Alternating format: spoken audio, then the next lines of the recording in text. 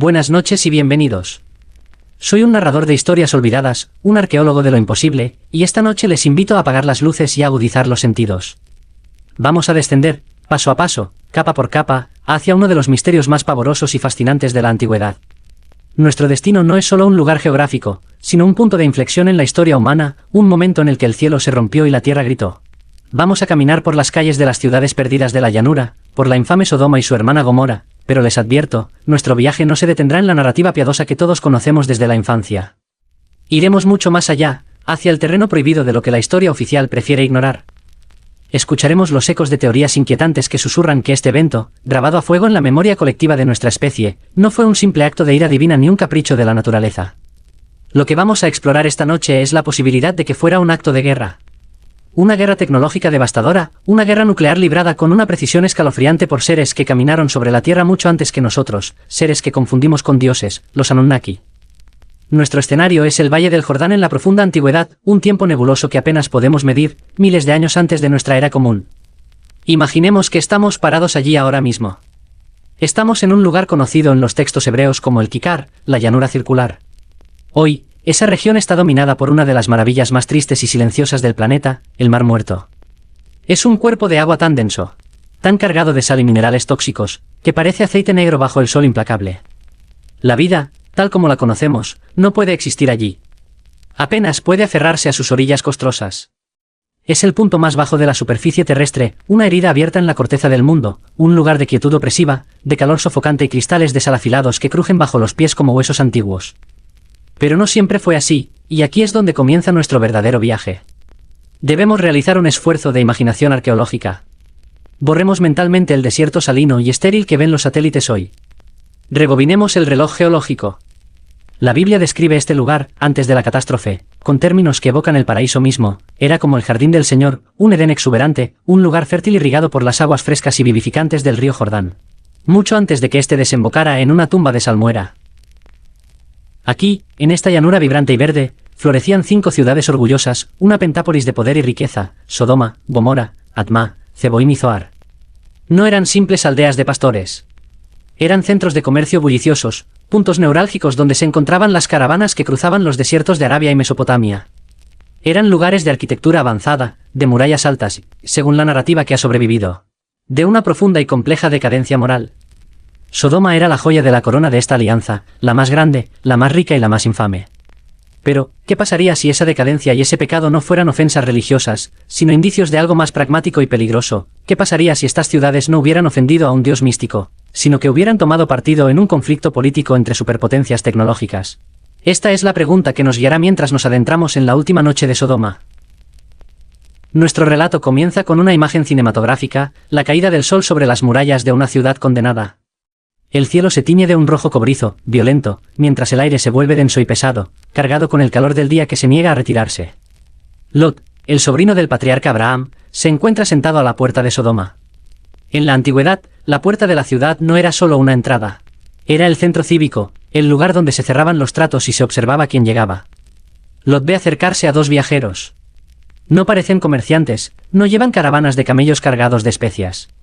Caminan solos, con un propósito decidido, envueltos en mantos que apenas ocultan una presencia inquietante.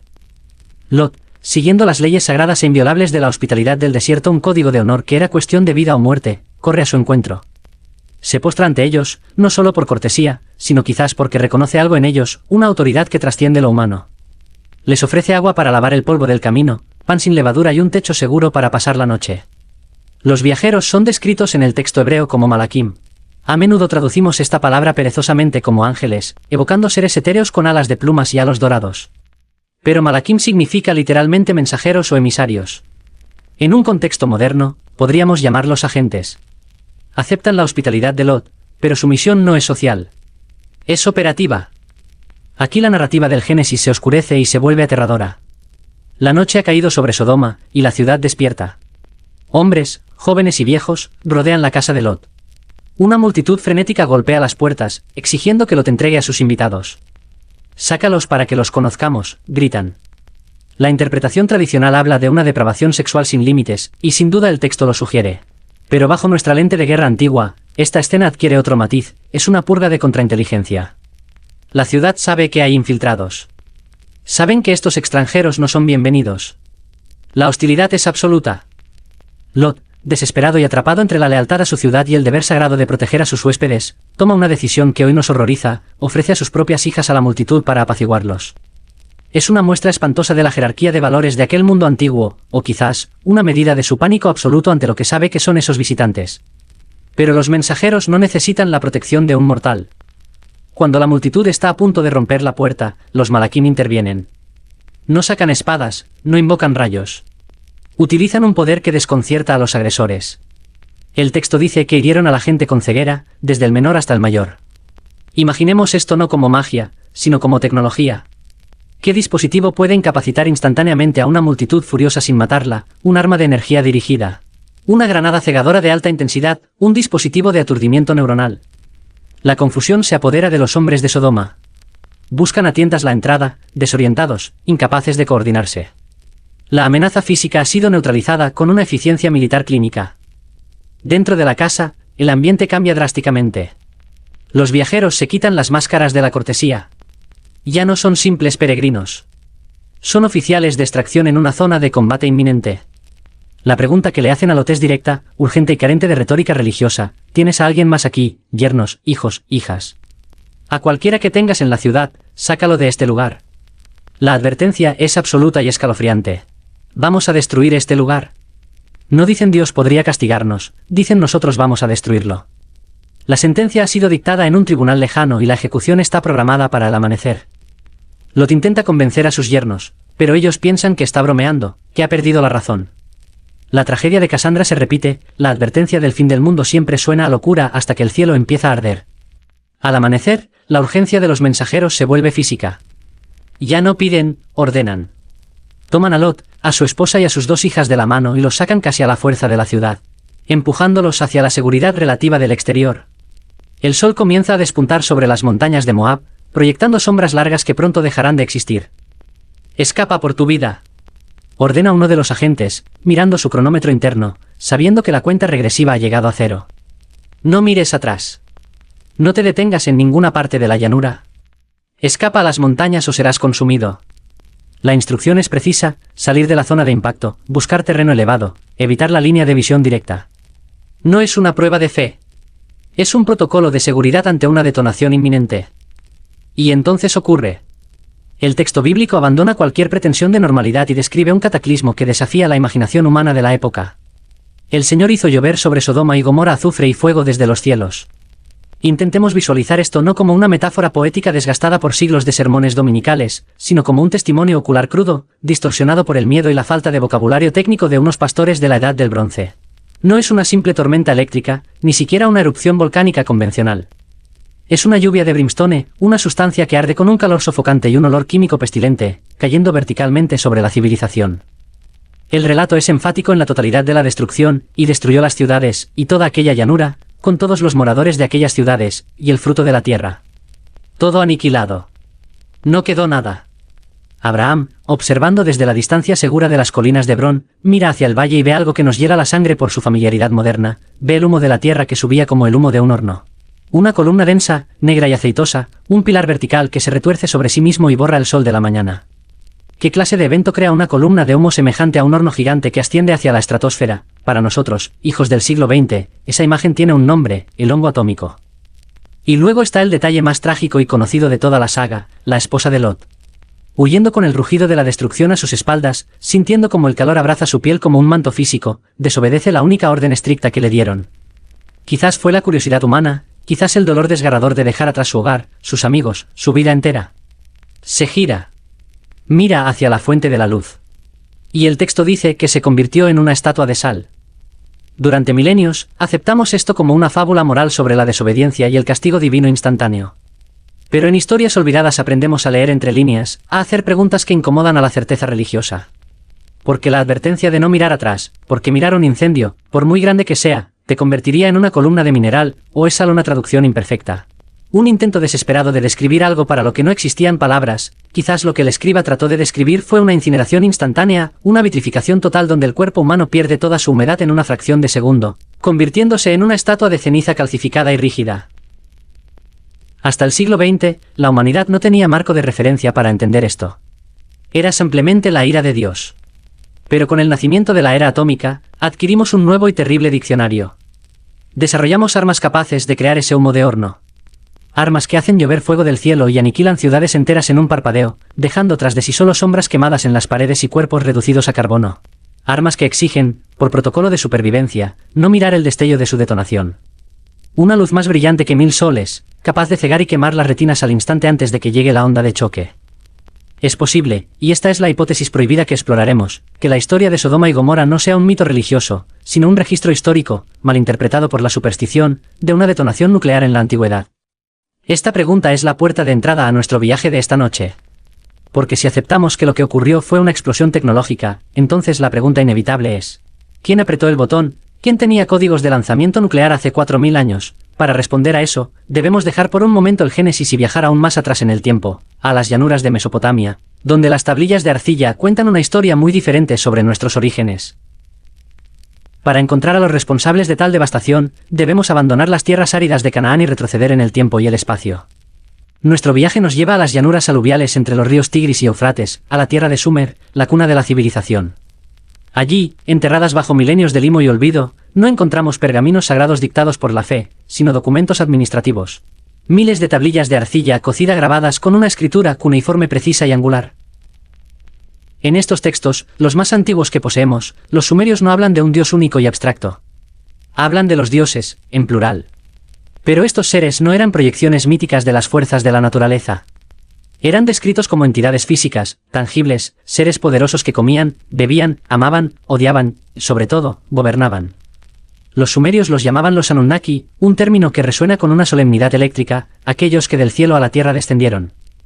Según las traducciones controvertidas pero fascinantes del erudito Zecharia Sitchin, que dedicó su vida a descifrar estos textos desde una perspectiva literal, los Anunnaki no eran espíritus. Eran una civilización avanzada proveniente de un planeta dentro de nuestro propio sistema solar, un cuerpo celeste masivo con una órbita elíptica vasta de 3600 años llamado Nibiru, el planeta del cruce. ¿Por qué vinieron a la Tierra? La respuesta de Sitchin elimina todo el misticismo religioso y lo reemplaza con una necesidad industrial brutal: vinieron por recursos. Específicamente, vinieron a minar. Su propio planeta se enfrentaba a una crisis ecológica, una atmósfera que se desvanecía, y necesitaban oro monoatómico fino para suspenderlo en su cielo y proteger su mundo. La Tierra no era un templo para ellos. Era una cantera. Establecieron su primera base, Eridu, en lo que hoy es el sur de Irak, pero sus operaciones mineras principales estaban lejos, en el Abzu, que corresponde al sureste de África. Estos dioses tenían una jerarquía estricta. Enlil era el comandante de la misión, el administrador jefe, severo y enfocado en la logística. Enki, su medio hermano, era el científico jefe, un genio de la biología y la ingeniería. Y junto a ellos, una casta inferior de astronautas trabajadores, los Igigi, quienes cargaban con el peso físico de la extracción en las minas profundas. Pero el trabajo era arduo, el calor insoportable y los turnos interminables. Hace unos 300.000 años, nos dicen los textos, los Igigi se amotinaron. Quemaron sus herramientas y rodearon la casa de Enlil exigiendo un alivio. La misión estaba en peligro. Y aquí es donde ocurre el evento que define nuestra existencia. Enki, el brillante genetista, propuso una solución radical para sofocar la huelga: crear una mano de obra sustituta. No construir máquinas, sino crear un ser biológico capaz de entender órdenes y usar herramientas. Propuso tomar a un homínido que ya evolucionaba naturalmente en la Tierra, el Homo erectus, y atarle la imagen de los dioses. En términos modernos, ingeniería genética. Mezclar el ADN terrestre con el ADN avanzado de los Anunnaki. El resultado fuimos nosotros, el Homo sapiens. Nos llamaron Luluamelu, el trabajador primitivo. Esta premisa es radical y aterradora porque reconfigura toda nuestra comprensión de quiénes somos. Bajo esta luz, el jardín del Edén no era un paraíso metafísico, sino un recinto biológico controlado, un laboratorio de bioingeniería donde se perfeccionó al nuevo trabajador. Y la expulsión no fue un castigo moral, sino el momento en que esta nueva especie, habiendo adquirido la capacidad de procrear por sí misma el conocimiento, se volvió demasiado numerosa para mantenerla encerrada. Si aceptamos este marco para nuestro viaje, la historia de la humanidad deja de ser una búsqueda espiritual y se convierte en la crónica de una intervención colonial. Los Anunnaki nos dieron la civilización, la agricultura, la escritura y la astronomía, no por benevolencia, sino para organizarnos mejor como su fuerza laboral.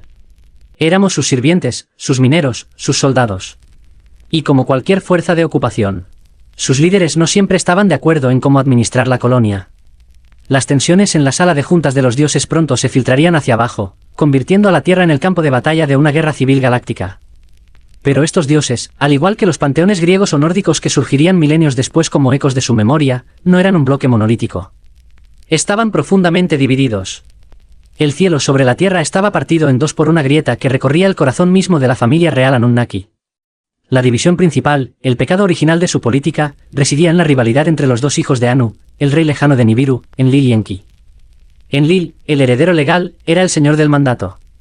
Imaginémoslo como un comandante militar de la vieja escuela, estricto, jerárquico y obsesionado con el orden.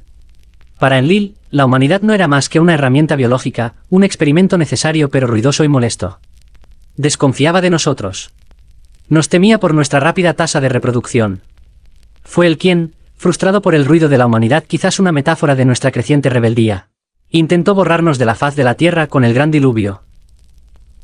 En la esquina opuesta estaba Enki, el señor de la tierra y las aguas profundas. Él era el científico, el soñador, el genetista que había puesto sus propias manos en el barro para moldearnos. Enki sentía un afecto casi paternal por su creación. Nos veía no como esclavos, sino como protegidos, quizás incluso como sus hijos híbridos. Fue Enki quien saboteó el plan genocida de su hermano al advertir a Utnapishtim el Noé sumerio para que construyera el arca. Esta tensión constante, el deseo de Enlil de controlarnos o eliminarnos frente al deseo de Enki de educarnos y elevarnos, definió nuestra prehistoria. Pero el verdadero peligro no venía de los viejos patriarcas, sino de la siguiente generación. El veneno de esta rivalidad se filtró a sus hijos, y nadie encarnó esta ambición tóxica más que el primogénito de Enki, Marduk. Si ha habido una figura central, un catalizador explosivo en todo el drama Anunnaki, es él. Marduk era brillante, carismático y peligrosamente ambicioso. A diferencia de los líderes de la primera generación que añoraban su planeta natal, Marduk había nacido y crecido en la Tierra. Se sentía dueño de ella. Y en su corazón ardía un resentimiento corrosivo. Creía firmemente que a su padre Enki se le había negado injustamente el trono de la Tierra, relegándolo a los mares y la ciencia mientras Enlil gobernaba desde las alturas. Marduk decidió que rectificaría esa injusticia histórica, no para su padre, sino para sí mismo. Su visión era radical. Mientras Enlil y su hijo guerrero, Ninurta, exigían sumisión desde templos lejanos y prohibidos, Marduk decidió jugar una carta diferente, el populismo divino. Decidió caminar entre los hombres, convertirse en su campeón visible. Empezó a enseñarles secretos que Enlil quería mantener ocultos. Su plan era simple pero aterrador: si podía unificar a la vasta y creciente población humana bajo su estandarte, tendría un ejército que ni siquiera los dioses de alto rango podrían ignorar. Desde su base de operaciones, una ciudad que se convertiría en leyenda, Marduk comenzó su campaña.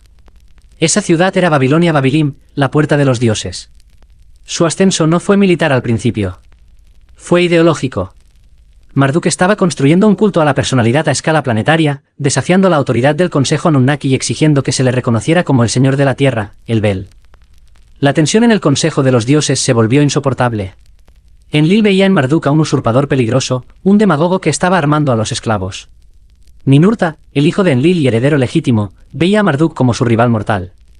Lo que siguió fue una guerra fría cósmica que duró siglos. Escaramuzas, sabotajes y guerras proxy entre ciudades humanas leales a uno u otro bando. Pero Marduk, en su arrogancia, finalmente cruzó una línea roja. No se conformó con Mesopotamia. Puso sus ojos en el premio estratégico definitivo, el único lugar que garantizaba el control total sobre el planeta y su conexión con el resto del universo. Y para tomarlo, necesitaba aliados en la zona. Necesitaba las ciudades del Valle del Jordán. Ahora, nuestro viaje nos trae de vuelta de golpe a esa llanura polvorienta al sur del Mar Muerto. La pregunta crucial que debemos hacernos es: ¿qué tienen que ver Sodoma y Gomorra con esta lucha de poder dinástica que ocurre a cientos de kilómetros de distancia, en los palacios de Mesopotamia? Porque 5 ciudades comerciales en el Valle del Jordán se convirtieron en el punto focal de una guerra nuclear. La respuesta, como siempre en los grandes conflictos de la historia, ya sean antiguos o modernos, es la geografía estratégica. Bienes raíces. Ubicación, ubicación, ubicación. Las 5 ciudades de la llanura, el fértil Kikar, no eran simplemente un mercado próspero donde los humanos intercambiaban ovejas y cerámica. En este gran tablero de ajedrez geopolítico de los Anunnaki, ese valle representaba una de las posiciones militares más críticas del planeta Tierra. ¿Por qué? Porque se encontraba exactamente en el corredor de aproximación, en la puerta trasera de entrada a la península del Sinaí. Y la península del Sinaí, según las interpretaciones radicales de Sitchin sobre la geografía sumeria, no era el desierto vacío y místico que imaginamos hoy. Albergaba la instalación más vital de los Anunnaki en la superficie, su puerto espacial. No estamos hablando de una pista de aterrizaje de tierra. Imaginemos un complejo masivo, el equivalente antiguo de Cabo Cañaveral o Baikonur, pero a una escala mucho mayor. Era el lugar de los carros celestiales, el único sitio en la región postdiluviana donde las pesadas lanzaderas de carga podían despegar y aterrizar, transportando el oro refinado hacia las naves nodriza en órbita y trayendo suministros y personal desde Nibiru. Era el Duran Key, el enlace cielo-tierra. Quien controlara el Sinaí, controlaba el flujo de recursos. Quien controlara el Sinaí, tenía el cuello de la civilización bajo su bota. Para proteger esta instalación vital, la facción de Enlil había establecido una zona de exclusión, una región prohibida para los humanos comunes. Pero necesitaban centinelas. Necesitaban una zona de amortiguamiento al este para proteger el flanco del puerto espacial contra invasiones terrestres provenientes de Mesopotamia. Esa zona de amortiguamiento era el Valle del Jordán. Sodoma, Gomorra, Adma, Zeboim y Zoar eran las guardianas del umbral. Eran ciudades vasallas, permitidas allí por la gracia de Enlil para servir como primera línea de defensa o alerta temprana. De repente, el famoso pecado de Sodoma y Gomorra adquiere un significado completamente nuevo y aterrador. Su pecado no fue la lujuria, ni la codicia, ni ninguna de las ofensas morales que los predicadores han condenado durante milenios. En el código legal de los imperios, el único pecado imperdonable es la traición. Sodoma y Gomorra habían cambiado de bando. En su riqueza y creciente arrogancia, las élites de estas ciudades habían sido seducidas por los emisarios de Marduk. Quizás les prometió independencia del yugo estricto de Enlil, o quizás les prometió tecnología y poder. Lo cierto es que las ciudades de la llanura se alinearon con el dios rebelde. Se convirtieron en una cabeza de playa para la insurrección de Marduk.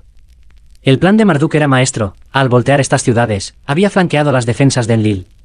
Ahora tenía un ejército humano y una base de operaciones avanzada a las puertas mismas del puerto espacial del Sinaí. Si Marduk lograba lanzar un ataque desde Sodoma y capturar el Sinaí intacto, la guerra habría terminado en un jaque mate instantáneo. Habría cortado la conexión de Enlil con su planeta natal. Habría ganado la Tierra. Podemos imaginar el pánico frío que recorrió el Consejo de los Dioses cuando la inteligencia de Enlil confirmó la traición. El clamor contra Sodoma que menciona la Biblia no eran los gritos de las víctimas de crímenes callejeros. Era el clamor de la sedición política subiendo hasta el cielo, una alarma de nivel rojo en el centro de mando de Enlil. La situación se había vuelto insostenible. La línea roja había sido cruzada. No se trataba de castigar a unos pecadores. Se trataba de impedir un golpe de estado planetario. Y para detenerlo, la respuesta tenía que ser rápida, total y devastadora. Los textos antiguos, en particular un documento cuneiforme escalofriante conocido como la Epopeya de Erra, describen lo que sucedió a continuación. No fue un debate teológico tranquilo entre sabios inmortales. Fue un consejo de guerra frenético, una reunión de generales al borde del abismo. Imaginemos la sala del consejo de Enlil. El aire vibra con tensión. Los hologramas o mapas estelares muestran el avance de la influencia de Marduk. Enlil, el comandante supremo, está furioso. Su hijo Ninurta, el guerrero, pide acción inmediata. Pero la situación es crítica, los ejércitos convencionales ya no son suficientes. Marduk ha movilizado a las masas humanas. Una guerra terrestre sería larga, sangrienta y de resultado incierto. Además, el tiempo se acaba. Si Marduk toma el puerto espacial, todo está perdido. Enki, el padre de Marduk, se encuentra en una posición imposible. Intenta mediar. Trata de razonar con su hermano Enlil, argumentando que las ciudades humanas no deben ser destruidas por las ambiciones de los dioses. Destruirás al justo junto con el impío. Resuena su voz, un eco que luego Abraham repetiría en la Biblia. Pero Enki es superado en número y en argumentos. La lógica militar de Enlil es implacable, la infección se ha extendido demasiado. Hay que cauterizar la herida. Se tomó una decisión terrible, una decisión que violaba los propios juramentos de los Anunnaki de no dañar la Tierra irremediablemente. Si no podían arrebatarle a Marduk sus fortalezas y sus aliados mediante la guerra convencional, las borrarían de la existencia. Y si no podían defender el puerto espacial del Sinaí ante el avance inminente, lo destruirían ellos mismos.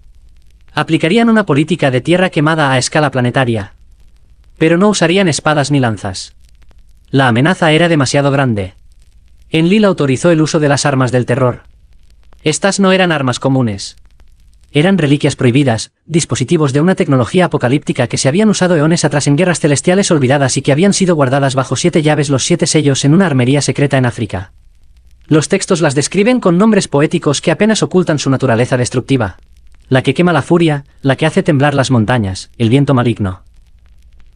A Ninurta, el heredero de Enlil y campeón del orden, se le asignó el objetivo principal, el puerto espacial en el Sinaí. Su misión era negar el activo al enemigo, vaporizar la infraestructura de lanzamiento. A Nergal, el dios del inframundo y la plaga, irónicamente un hijo de Enki que se había pasado al bando de Enlil por sus propias rivalidades con Marduk, se le dio la tarea más sucia, la limpieza étnica y política. Su objetivo eran las ciudades traidoras del Valle del Jordán. Sodoma y Gomorra. Imaginemos el silencio tenso de esa última noche mientras los códigos se activan y las armas se cargan en las naves. 2 dioses, 7 armas nucleares tácticas. La suerte estaba echada.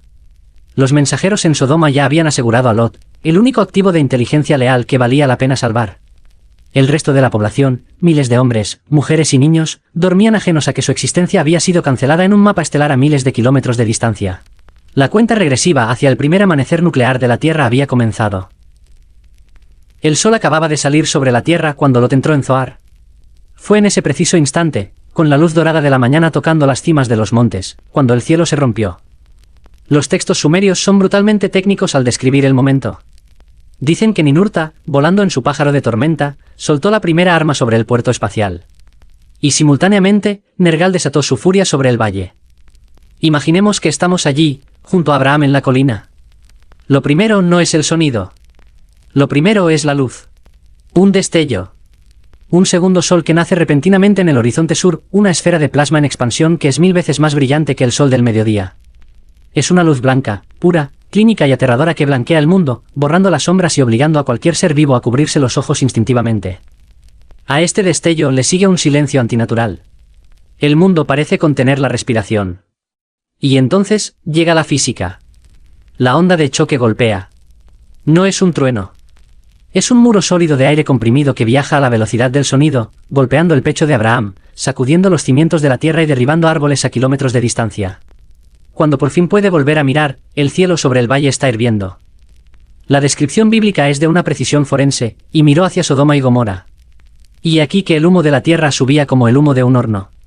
Esa columna de humo negro, denso y aceitoso, con su cabeza en forma de hongo, es la firma inconfundible de una detonación nuclear.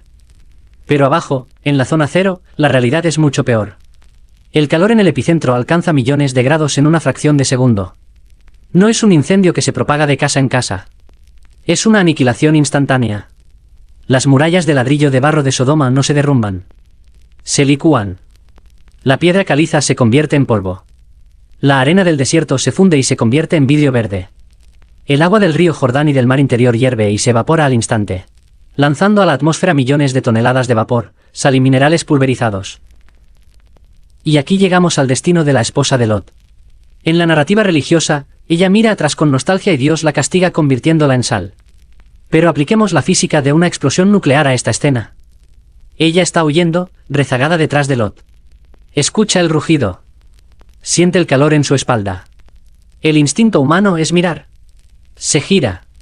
En ese momento, no es alcanzada por una maldición mágica, sino por el pulso térmico y la onda de presión. El cuerpo humano es 70% agua. Ante una ola de calor radiante de tal magnitud, el agua de sus células se vaporiza instantáneamente, flash boiled. Su carne se consume en un parpadeo. Pero el aire está saturado de los minerales del mar muerto que han sido atomizados por la explosión. Esa nube de sal supercalentada y ceniza la envuelve y se fusiona con los restos carbonizados de su estructura ósea. Se cristaliza en el acto. Se vuelve rígida, vitrificada, una figura de ceniza y sal de pie en medio del camino. Una columna de sal. No fue un castigo moral. Fue una tragedia cinética. Fue simplemente el resultado de estar demasiado cerca de una reacción de fisión sin la protección adecuada. La advertencia de los mensajeros no mires atrás, escapa al monte no era teología. Era el manual de supervivencia básica ante una amenaza nuclear, proteger los ojos del destello, buscar refugio contra la onda expansiva y alejarse de la zona de radiación térmica. La esposa de Lot miró al sol prohibido y pagó el precio de la curiosidad con su vida. La destrucción de Sodoma y Gomorra fue absoluta, y la del puerto espacial en el Sinaí dejó una cicatriz geológica que, según algunos teóricos, todavía es visible hoy como una inmensa llanura de grava ennegrecida.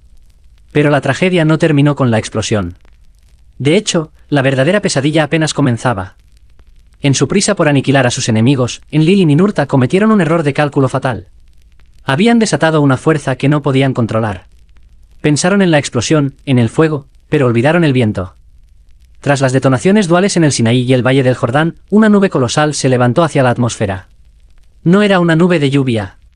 Era una nube de muerte. Estaba cargada de partículas radiactivas, ceniza volcánica, polvo de roca pulverizada y los isótopos letales generados por la fisión. Y entonces, la meteorología dictó sentencia.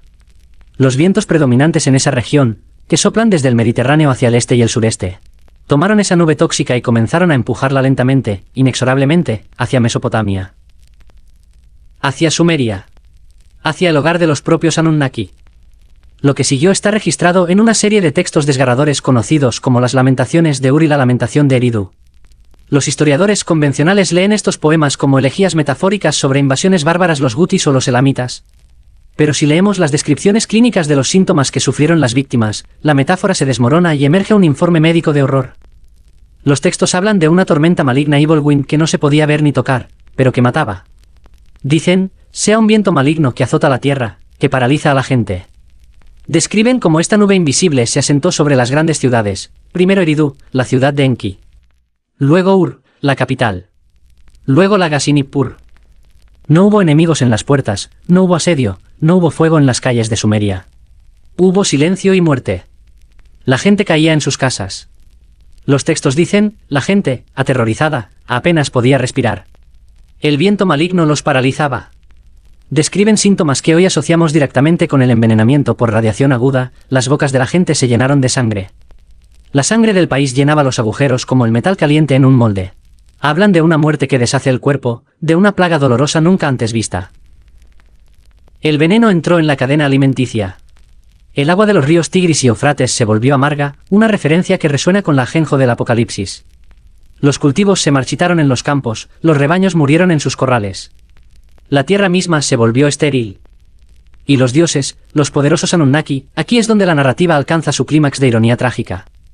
Los dioses no eran inmunes. Pero, a diferencia de los humanos, ellos sabían exactamente qué era lo que venía. Tenían detectores, tenían conocimiento. El pánico se apoderó del panteón. Las lamentaciones dicen, los dioses huyeron de sus ciudades como pájaros asustados. Abandonaron sus templos, sus zigurats, sus palacios. Dejaron atrás a sus fieles humanos para que murieran asfixiados y sangrando, mientras ellos subían a sus naves celestiales y buscaban refugio en las alturas o en lugares lejanos. Incluso Enki, el gran científico, se vio obligado a huir de Eridu mientras la nube radiactiva envolvía su amada ciudad. La victoria militar de Enlil sobre Marduk fue una victoria pírrica de proporciones cósmicas. Habían destruido el puerto espacial para que Marduk no lo usara. Habían borrado las ciudades aliadas de Marduk. Pero el viento maligno, nacido de sus propias armas, había regresado como un boomerang para destruir su propio imperio. La gran civilización sumeria, la primera luz de la humanidad, no cayó por una guerra de espadas, sino que se apagó, ahogada en radiación, víctima del fuego amigo de sus propios dioses. Mientras la nube de muerte radiactiva se arrastraba inexorablemente hacia el sureste, asfixiando las joyas de la corona de Enlil, Nippur, Eridu, ocurrió algo que cambiaría el destino del mundo para siempre. Algo que para los observadores de la época debió parecer un milagro, o la confirmación definitiva de un destino divino. Babilonia se salvó. La ciudad de Marduk, situada más al norte, río arriba a lo largo del Eufrates, quedó milagrosamente fuera de la trayectoria del viento maligno. Los caprichos de la meteorología, o quizás un conocimiento avanzado de los patrones atmosféricos, protegieron la fortaleza del dios rebelde. Mientras el imperio de sus enemigos se convertía en un cementerio radiactivo, Babilonia permaneció intacta, respirando aire limpio, con sus muros reluciendo bajo el sol. La ironía es devastadora. Enlil y Ninurta habían iniciado el apocalipsis nuclear para detener a Marduk, para negarle el control de la Tierra. Pero al hacerlo, destruyeron su propia base de poder y dejaron a su rival como el único jugador con fichas en el tablero. El colapso de Same dejó un vacío de poder absoluto, un agujero negro político que solo una entidad estaba en condiciones de llenar. Marduk no emergió de los búnkeres como un líder derrotado. Emergió como el superviviente elegido. El Bel. El Señor. Imaginemos el panorama geopolítico de los años siguientes. Los refugiados de Same, aquellos que lograron escapar antes de que la radiación hiciera estragos, huyeron hacia el norte. Llegaron a las puertas de Babilonia no como invasores, sino como suplicantes desesperados. Traían consigo el terror del viento invisible y la convicción de que sus antiguos dioses, Enlil y Ninurta, los habían abandonado o habían sido impotentes para protegerlos. Marduk los recibió con los brazos abiertos. No necesitaba conquistar por la fuerza. La catástrofe le había entregado el reino. Pero Marduk era mucho más que un señor de la guerra oportunista. Era un genio de la propaganda política. Sabía que para gobernar un mundo traumatizado, no bastaba con tener el poder militar. Necesitaba controlar la narrativa. Necesitaba reescribir la historia del cosmos para justificar su ascenso. Y así, en las escuelas de escribas de Babilonia, nació una de las obras literarias más importantes y políticamente cargadas de la antigüedad, el Enuma Elish. Leemos el Enuma Elish hoy como un poema épico sobre la creación, con monstruos marinos y batallas heroicas. Pero visto a través de la lente de la realpolitik Anunnaki, es un panfleto de legitimación. La historia cuenta cómo Tiamat, la madre dragón del caos, amenaza con destruir a los dioses. Los dioses antiguos Anu, Enlil e Enki se muestran aterrorizados, impotentes, incapaces de enfrentarse a la amenaza. Son retratados como viejos y débiles. Entonces, entra en escena Marduk. El dios joven, vigoroso y valiente. Él se ofrece a salvar al panteón, pero pone una condición innegociable: si yo os salvo, debéis entregarme la supremacía suprema. Mi palabra será ley. Los dioses antiguos, desesperados, aceptan. Le entregan la tablilla de los destinos. Marduk derrota a Tiamat, crea el cielo y la tierra, y organiza el universo. Pero el golpe maestro llega al final del texto. Los dioses, agradecidos, le otorgan a Marduk 50 nombres. Esto no es poesía. Es una absorción legal de títulos. Cada nombre representaba un poder o función que antes pertenecía a otro dios. Al tomar el nombre de Señor de las Tierras, usurpaba la función de Enlil. Al tomar los títulos de sabiduría, absorbía a su padre Enki. Marduk había centralizado toda la autoridad divina en su persona. El politeísmo funcional de Same se transformó en una monarquía divina absoluta bajo Babilonia. Hammurabi, el famoso rey legislador, lo dejaría claro siglos después en su código legal: Anu y Enlil, los dioses retirados, me nombraron para promover el bienestar del pueblo. Y para exaltar a Marduk. El viejo orden había muerto en la nube radiactiva. El nuevo orden mundial, bajo el ojo vigilante del Zigurat de Babilonia, acababa de nacer. Pero mientras Marduk celebraba su coronación cósmica, los perdedores de esta guerra, los exiliados, no se habían desvanecido en la nada. Estaban en movimiento, tejiendo planes en las sombras y preparando el escenario para la siguiente fase del conflicto eterno. Mientras Marduk consolidaba su teocracia totalitaria en Babilonia, reescribiendo la historia para presentarse como el salvador del cosmos, nos queda una pregunta crucial: ¿qué fue de la oposición? ¿Qué pasó con Enlil, el comandante depuesto, el dios que había perdido sus ciudades, su puerto espacial y su prestigio? Simplemente se rindió. La respuesta se encuentra en una figura que conocemos bien, pero que nunca hemos visto bajo esta luz: Abraham. En la escuela dominical nos enseñaron que Abraham era un pastor nómada, un hombre de fe que vagaba por el desierto buscando a Dios. Pero coloquemos su biografía sobre el mapa de inteligencia militar de la época. Abraham no era un beduino cualquiera. Era un aristócrata de Ur de los Caldeos. Ur, recordemos, era la capital de Nanarsin, el hijo primogénito de Enlil. Abraham era un ciudadano de alto rango del corazón mismo del imperio de Enlil. Su salida de Ur, justo antes o durante el colapso, no fue una peregrinación mística. Fue una reasignación estratégica. La famosa llamada vete de tu tierra.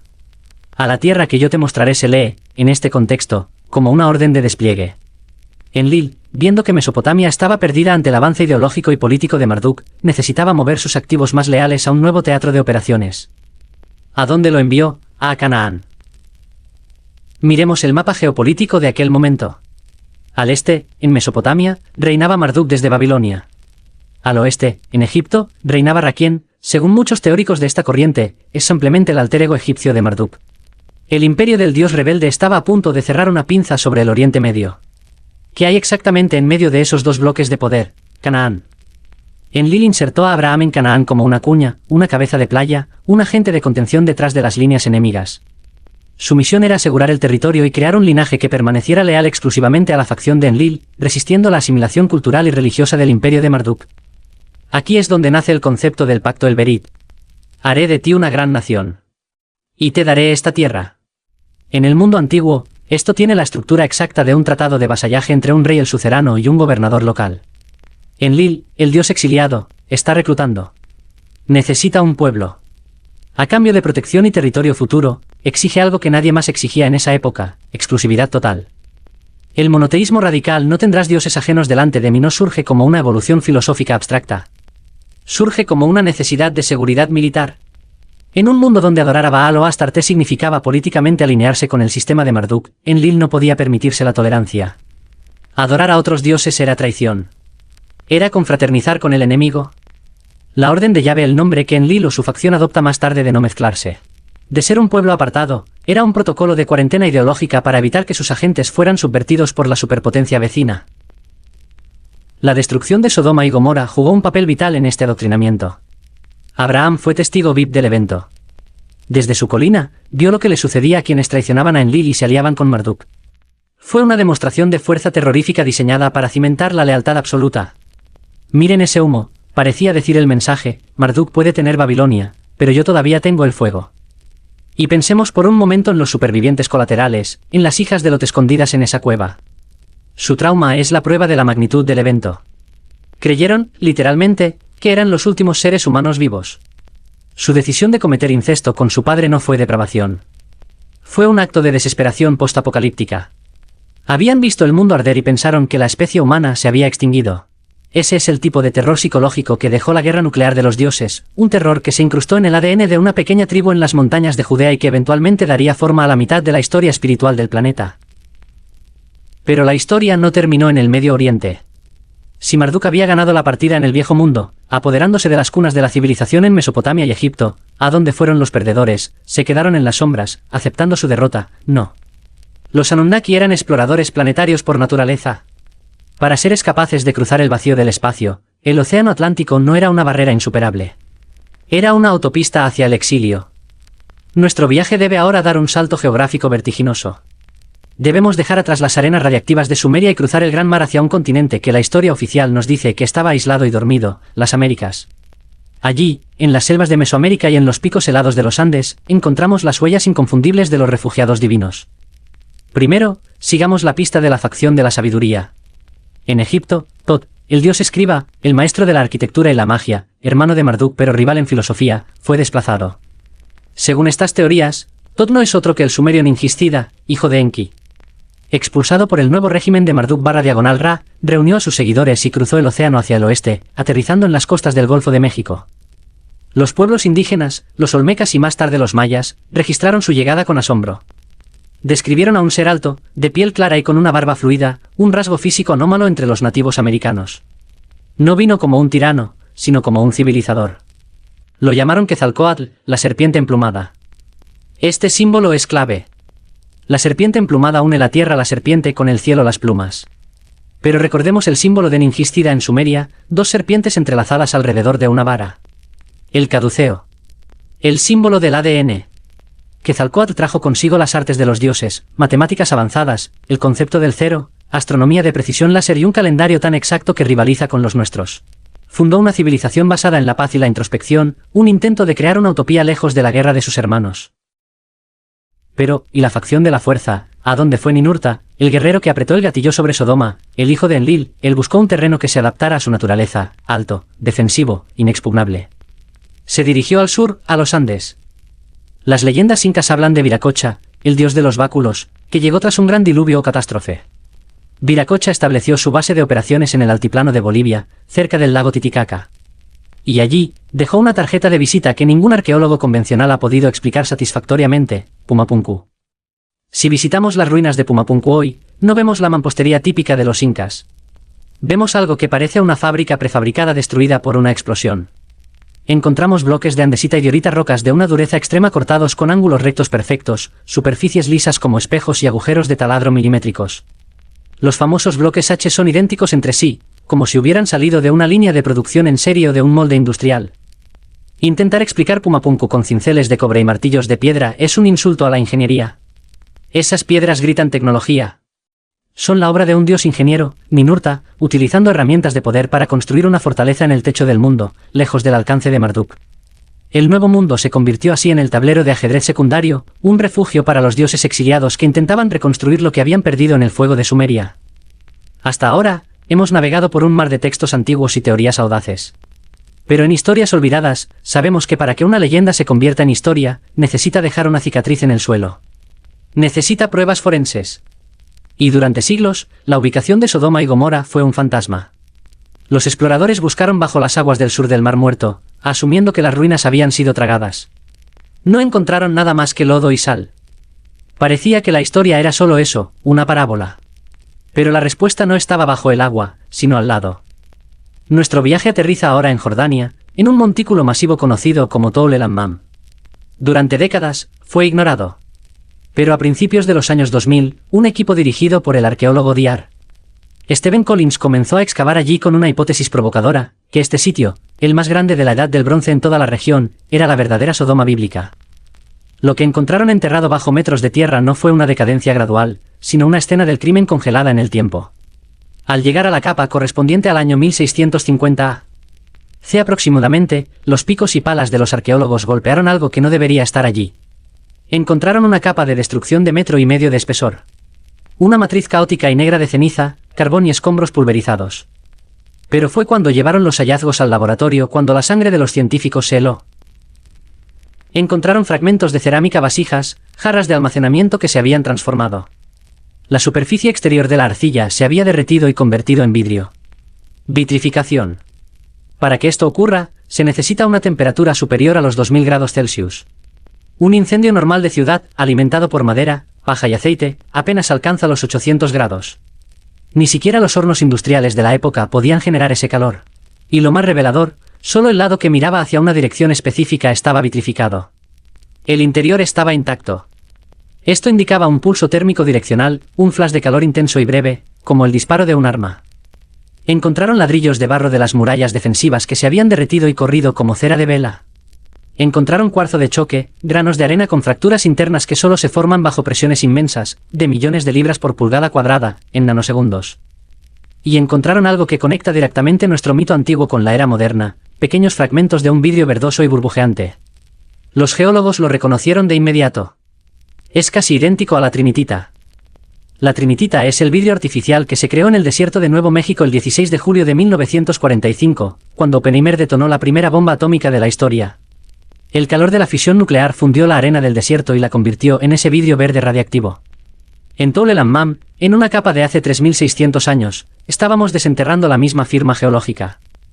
La ciencia oficial, por supuesto, retrocede ante la idea de armas nucleares antiguas. En 2021, un equipo de científicos publicó un estudio histórico en la revista Nature Scientific Reports. Concluyeron que Tole-el-Hammam fue destruida por un evento de explosión aérea cósmica Cosmic Airburst. Teorizaron que un meteoro o cometa, similar al evento de Tunguska pero mucho más grande, entró en la atmósfera y explotó sobre la ciudad con una potencia de 10 a 20 megatones. Eso es 1000 veces más potente que la bomba de Hiroshima. La ciencia nos ha dado el cómo. Una explosión aérea termonuclear natural que vaporizó la ciudad, generó una onda de choque que pulverizó los huesos de sus habitantes y arrojó agua salada del mar muerto sobre las tierras agrícolas, envenenándolas por siglos. Pero aquí está la inquietante convergencia, un científico lo llama asteroide que explota en el aire. Un texto sumerio lo llama arma del terror lanzada por Ninurta. Los efectos son idénticos, destello cegador, calor de fusión, onda de choque, lluvia de fuego y sal. Es posible que estemos viendo el mismo evento a través de dos lentes diferentes, pudo ser que lo que interpretamos hoy como una roca espacial aleatoria fuera, en realidad, un ataque cinético dirigido, un misil orbital diseñado para replicar exactamente esos efectos. La evidencia en el suelo nos dice que Sodoma ardió por un fuego más caliente que el Sol. La pregunta de si ese fuego fue enviado por el cosmos o por una mano inteligente sigue flotando sobre las cenizas vitrificadas. Después de la furia, vino el silencio. Tras esta ráfaga de actividad cataclísmica, la guerra nuclear, la caída de Sumeria, el exilio a las Américas, la historia humana parece detenerse y contener el aliento. Entramos en un periodo que desconcierta a los historiadores convencionales, el colapso de la Edad del Bronce final, alrededor del año 1200 a.C. Fue un efecto dominó de ruina. En todo el Mediterráneo y el cercano Oriente, las grandes civilizaciones que habían florecido durante milenios se derrumbaron casi simultáneamente. Los hititas desaparecieron. La Grecia micénica cayó en el olvido, perdiendo incluso la capacidad de escribir el lineal B se desvaneció. Egipto sobrevivió a duras penas, pero nunca recuperó su antigua gloria. El comercio internacional se detuvo. Las ciudades fueron quemadas y abandonadas. La humanidad se sumió en una edad oscura que duró siglos. Los libros de historia culpan a una tormenta perfecta de sequías, terremotos y las misteriosas invasiones de los pueblos del mar. Pero en el contexto de nuestra historia prohibida, la causa raíz es mucho más simple y devastadora: los dioses se fueron. La guerra nuclear no fue solo un evento militar. Fue el punto final de la ocupación colonial. Los Anunnaki, tanto la facción de Enlil como la de Marduk, se dieron cuenta de que el juego en la Tierra se había vuelto insostenible. Habían dañado la infraestructura planetaria, habían envenenado regiones enteras y habían estado a punto de aniquilarse mutuamente. La Tierra ya no era un activo seguro. Era un pasivo tóxico. Comenzó la gran retirada. Los carros de fuego dejaron de surcar los cielos con regularidad. Las luces en la cima de los zigurats se apagaron. Las órdenes directas dejaron de llegar. Imaginemos el terror absoluto de la humanidad de esa época. Durante miles de años, no habíamos sido una especie independiente. Habíamos sido los empleados de una empresa global, gestionados por gerentes divinos que nos daban las leyes, la tecnología y el propósito. Éramos niños que nunca habían aprendido a caminar solos. Y de repente, papá y mamá se marcharon, dejando la casa cerrada y sin comida en la nevera. El colapso de la civilización fue el síndrome de abstinencia de la humanidad.